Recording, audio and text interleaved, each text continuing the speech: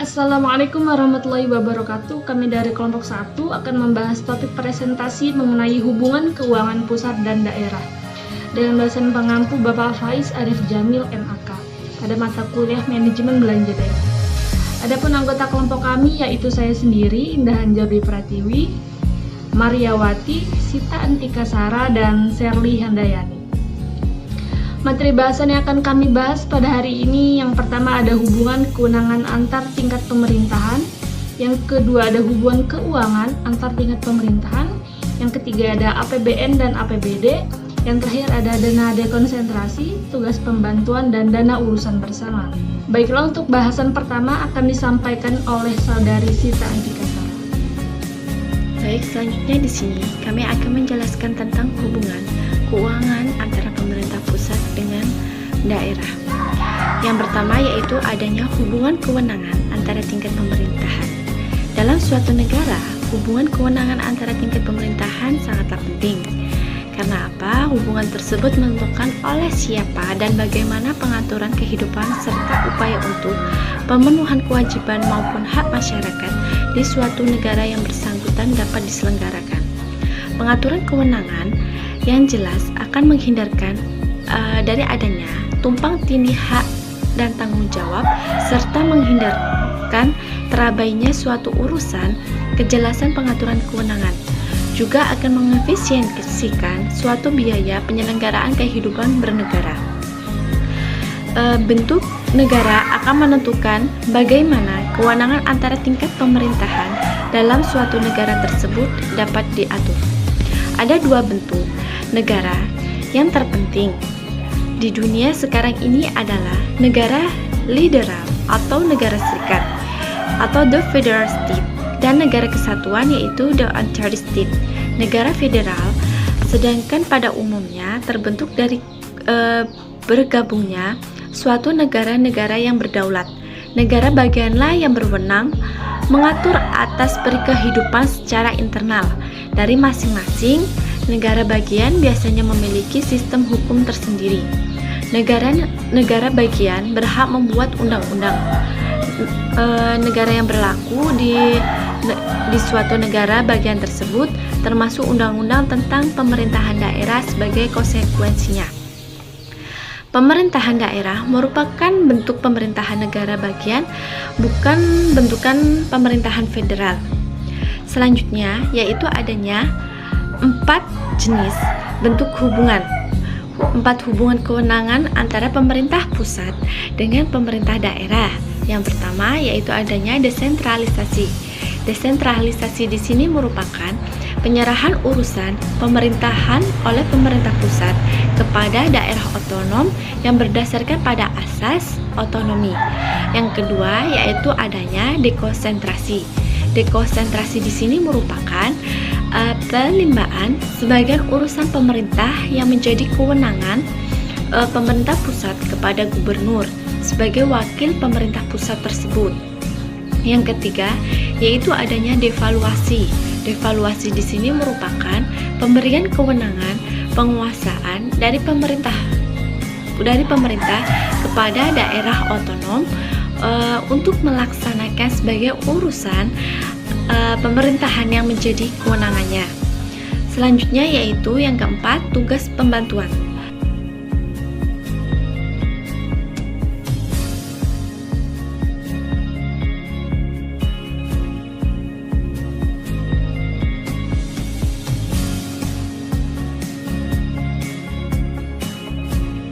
Di Indonesia, dalam pembentukan pemerintahan otonom terkadang tidak disertai dengan adanya pembentukan institusi dan kewenangan yang jelas. Maka, belajar dari berbagai literatur terkait otonomi, sebuah organisasi pemerintahan yang otonom paling tidak memiliki ciri-ciri sebagai berikut. Yang pertama, adanya organisasi yang legal. Yang kedua, memiliki kewenangan dan fungsi yang jelas. Yang ketiga, paling sedikit mempunyai lembaga eksekutif dan lembaga perwakilan konstituen. Yang keempat, memiliki kewenangan untuk mengangkat dan memberhentikan pegawainya itu secara sendiri. Yang kelima, memiliki budget ataupun anggaran tersendiri. Yang keenam, adanya akuntabilitas ke konstituen dan peraturan perundang-undangan. Sedangkan berdasarkan pada pasal 9 Undang-Undang Nomor 23 Tahun 2014, urusan pemerintahan terdiri atas urusan pemerintahan yang absolut, urusan pemerintahan konkret, dan urusan pemerintahan secara umum, di mana yang dimaksud dari masing-masing urusan tersebut yaitu sebagai berikut. Yang pertama, adanya urusan pemerintahan yang absolut. Urusan pemerintahan yang absolut adalah urusan pemerintahan yang sepenuhnya menjadi kewenangan pemerintahan pusat. Urusan pemerintahan yang konkret adalah urusan pemerintahan yang dibagi antara pemerintah pusat dan pemerintah daerah provinsi dan daerah kabupaten maupun kota. Urusan pemerintahan konkret yaitu yang diserahkan ke daerah menjadi dasar pelaksanaan otonomi daerah. Urusan pemerintahan yang secara umum merupakan urusan pemerintahan yang menjadi kewenangan presiden sebagai kepala dari pemerintahan. Baiklah, selanjutnya mengenai hubungan keuangan antar tingkat pemerintahan. Hubungan keuangan antar tingkat pemerintahan paling sedikit mencangkup 3. Yang pertama itu ada pembagian kewenangan pendapatan, yang kedua ada sistem mekanisme untuk mengatasi ketimpangan vertikal, yang ketiga ada sistem dan mekanisme untuk mengatasi ketimpangan horizontal. Dan ada pula hubungan yang lainnya, yaitu transfer dari sebagian pendapatan pemerintah pusat atau pendapatan negara kepada pemerintah daerah. Tujuannya yaitu untuk memenuhi kebutuhan fiskal pemerintah daerah yang tidak dapat dipenuhi dengan pendapatan asli daerah. Ada 2 bentuk transfer yang telah dipraktikkan di Indonesia selama 3 dekade terakhir. Yang pertama itu mentransfer sebagian pendapatan tertentu dari pajak pusat dan non-pajak kepada daerah penghasil atau disebut pendapatan bagi hasil, dana bagi hasil atau DBH. Contohnya yaitu pajak penghasilan pribadi yang dikelola oleh kantor pajak pusat harus dibagi ke daerah penghasil. Yang kedua ada bantuan pemerintah pusat untuk daerah yaitu DAU dan DAK. DAU yaitu dana alokasi umum dan DAK adalah dana alokasi khusus. Bentuk lain dari hubungan keuangan antar pemerintah yang kedua yaitu pinjaman, hibah, dana dekonsentrasi, dan tugas pembantuan. Secara teknis, dana tersebut tidak dianggap sebagai bagian dari transfer ke pemerintah daerah. Pada pasal 10 PP nomor 30 tahun 2011 tentang pinjaman daerah dan pasal 4 nomor 2 tahun 2012 tentang hibah daerah mengatur bahwa pemerintah daerah itu dilarang melakukan pinjaman langsung kepada pihak luar negeri serta hibah kepada pemerintah daerah yang bersumber dari luar negeri harus dilakukan melalui pemerintah. Dengan kata lain, pemerintah hanyalah menjadi penyalur dana yang berasal dari luar negeri untuk pemerintah daerah. Hibah tidak dimasukkan ke dalam bagian dari transfer karena tidak teratur dan prosedur administrasinya terbilang unik. Sejak berlakunya desentralisasi, ada 2 undang-undang tentang dana transfer dari pemerintah pusat ke pemerintah daerah Indonesia. Pertama, Undang-Undang Nomor 25 Tahun 1999 yang diterapkan pada tahun anggaran 2001 sampai 2005. Pada akhir tahun 2004, undang-undang tersebut diganti dengan Undang-Undang Nomor 33 Tahun 2004 yang efektif berlaku dari tahun 2006 sampai sekarang. Baiklah, untuk materi selanjutnya akan disampaikan oleh Serli Handayani. Selanjutnya yaitu APBN dan APBD.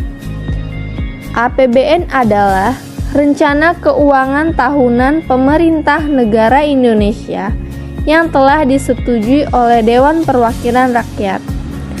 APBN itu berisi daftar sistematis dan terperinci yang memuat rencana penerimaan, pengeluaran, dan pembiayaan negara selama 1 tahun anggaran. APBN dapat mengalami 1 atau 2 kali perubahan dalam 1 tahunnya, tergantung kondisi perekonomian dan perubahan asumsi dalam tahun tersebut. Sehingga terdapat APBN. Perubahan APBN yang setiap tahun ditetapkan dengan undang-undang. Dan adapun tujuan dari penyusunan APBN itu adalah sebagai pedoman pendapatan, dan belanja negara dalam melaksanakan tugas kenegaraan untuk meningkatkan produksi dan kesempatan kerja dalam rangka meningkatkan pertumbuhan ekonomi dan kemakmuran masyarakat. Selanjutnya, APBN memiliki fungsi. Fungsi yang pertama yaitu fungsi alokasi. Pada dasarnya, menggunakan berbagai sumber pendapatan untuk menyediakan pelayanan publik. Di dalam APBN diuraikan sumber pendapatan dan pendistribusiannya. Pendapatan yang paling besar dari pemerintah itu berasal dari pajak.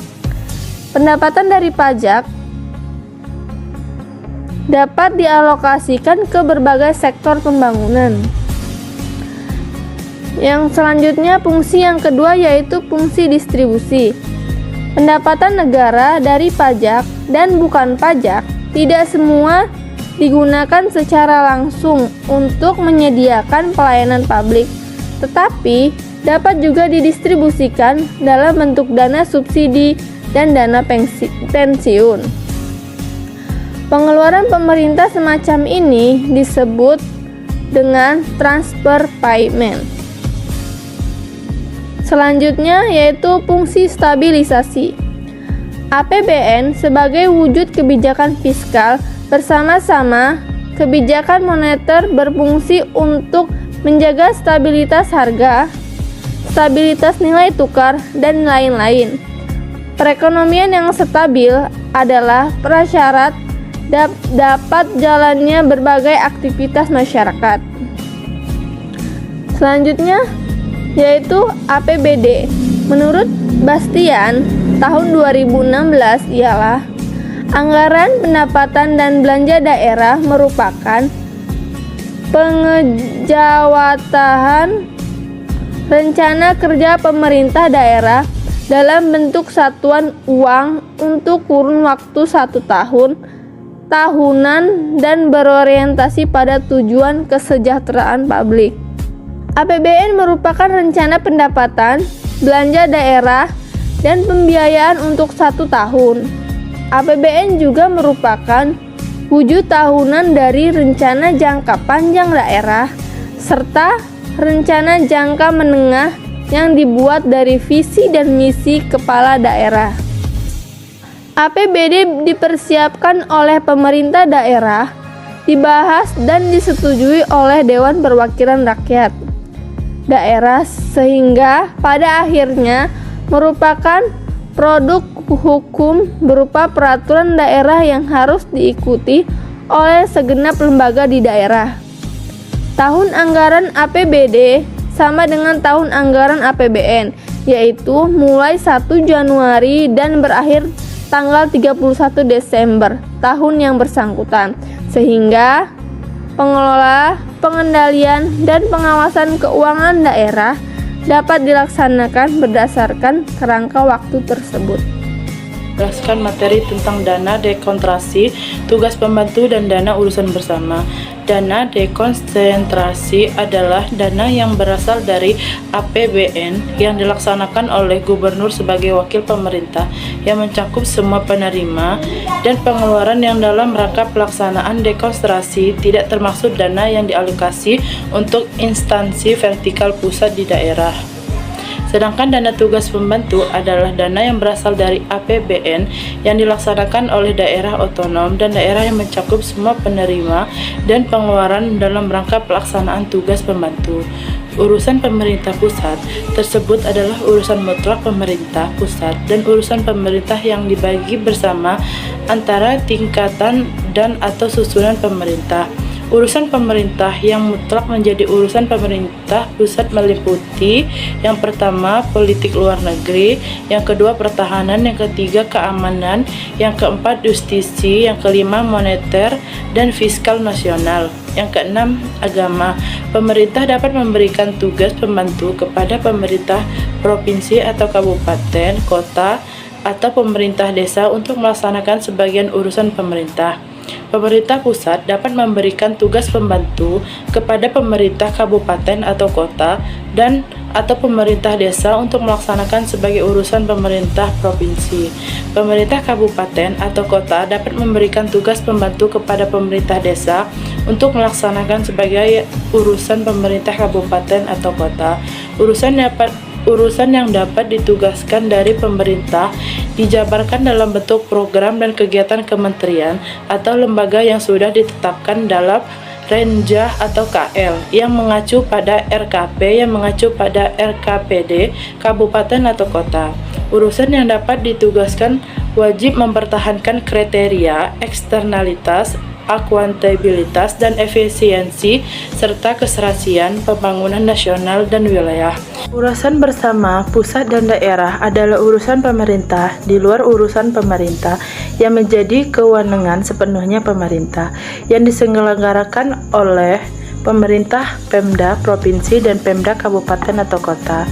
Penanggulangan kemiskinan adalah kemiskinan dan program pemerintah dan Pemda yang dilakukan secara sistematis, terencana, dan bersinergi dengan dunia usaha dan masyarakat untuk mengurangi jumlah penduduk miskin dalam rangka meningkatkan derajat kesejahteraan rakyat. Pendanaan urusan bersama adalah pendanaan yang bersumber dari APBDN dan APBD yang digunakan untuk menandai program atau kegiatan bersama pusat dan daerah untuk menanggulangi kemiskinan dan urusan bersama.